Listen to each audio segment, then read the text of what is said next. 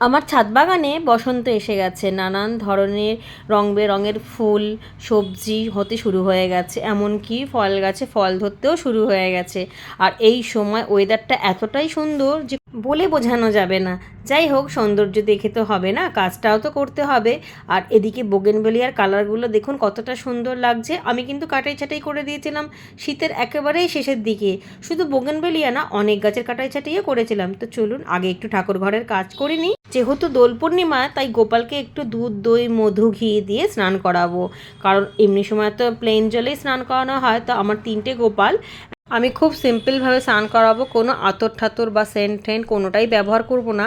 আর গোপালের এদিকে দেখুন নতুন জামা, চুল, পাগড়ি, গহনা, বাঁশি সমস্ত কিছু নিয়ে হাজির হয়ে গেছি। এগুলো রেখেছি, স্নান করানোর পর এগুলোকে পরিয়ে দেবো।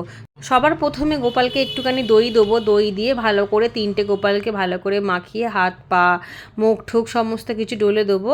যেহেতু বাচ্চা মানুষ, তাই জন্য বেশি জোরে করা যাবে না। তারপর দেবো মধু। মধু দিয়েও ভালোভাবে পরিষ্কার করে নেবো, আর সামান্য পরিমাণেই দেবো।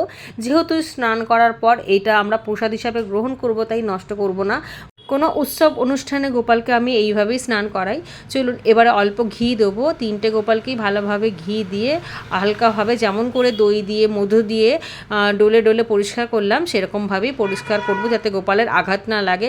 পায়ের পাতা, হাত, তারপরে কোমর, গলা, ঘাড়, চুল, চোখ সমস্ত কিছু, কিন্তু যাতে নখের খোঁচাখুচি না লেগে যায়, এটা ভাবতে হবে যেন গোপাল আমাদের ছোট বাচ্চা।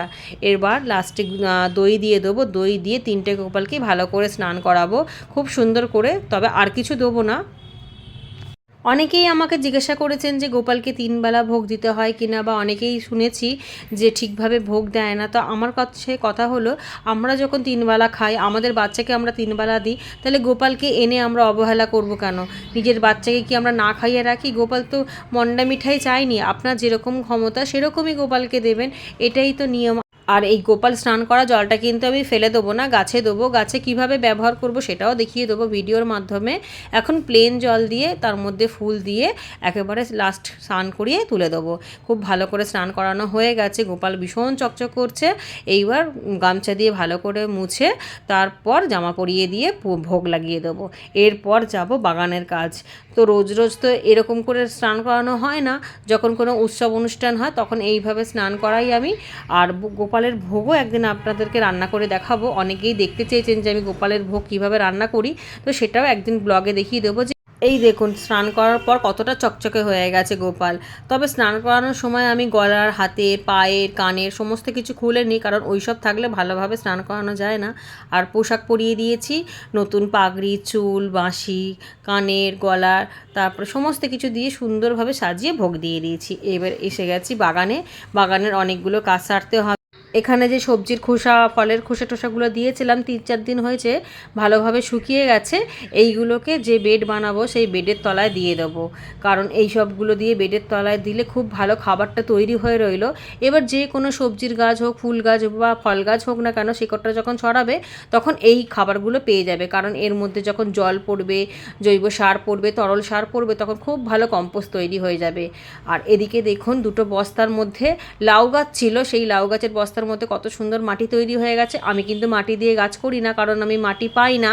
আর আমি কাঠের ভুসি টুসি বা ফলের খোসা, সবজির খোসা এইসব দিয়েই মাটি করি। আর এইগুলো দিয়েই মাটিটা খুব ভালো তৈরিও হয়ে যায়, আর জৈব মাটির ভরা যেহেতু, তাই পুরো খাবারযুক্ত।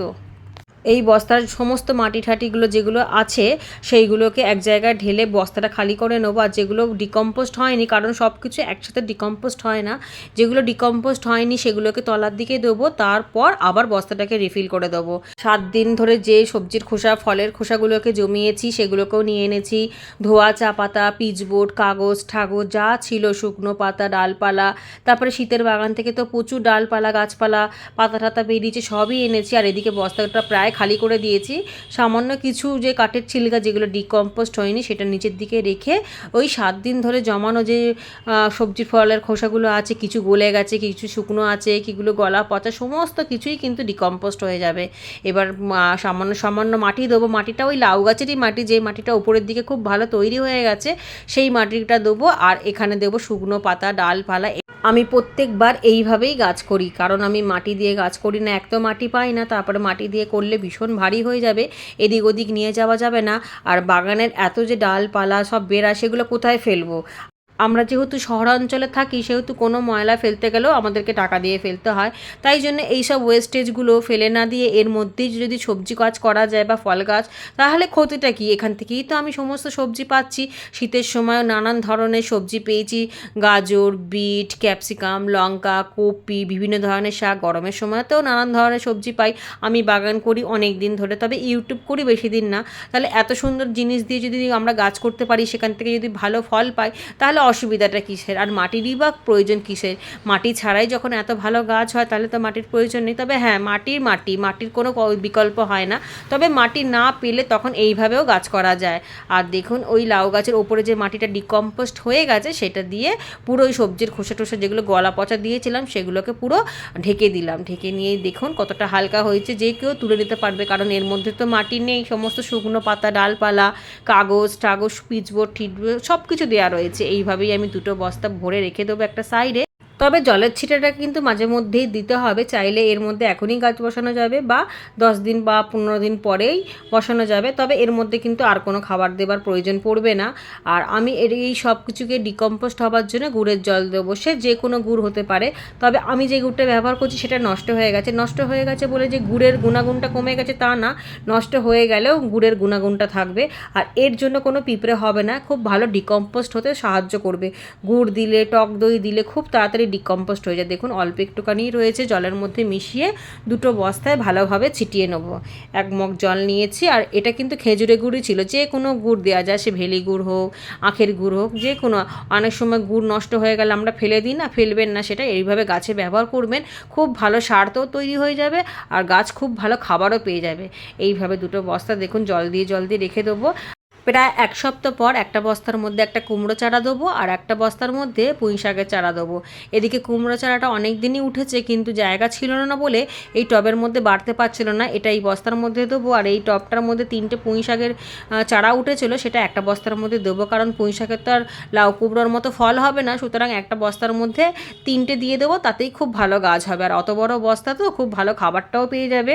মাঝে মধ্যে জৈব খাবার দেবো, তরল সার দেবো, তাতেই যথেষ্ট, তাতেই কিন্তু খুব ভালো ফল হচ্ছে।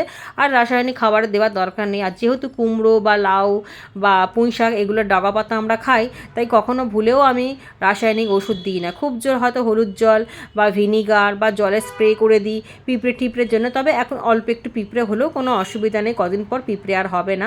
হলুদ গুঁড়ো ছিটিয়ে দিলে আরোই হবে না, খুব ভালো থাকবেন।